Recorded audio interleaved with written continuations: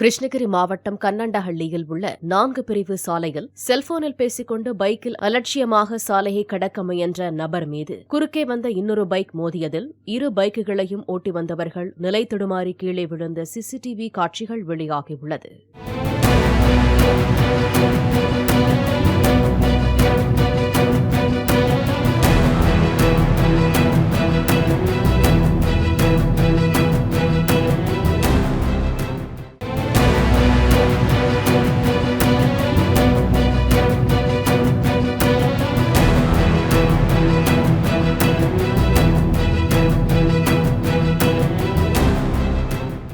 Play store மற்றும் app ஸ்டோரில் இருந்து பாலிமர் செயலியை QR கோடு மூலம் பதிவிறக்கம் செய்யுங்கள்.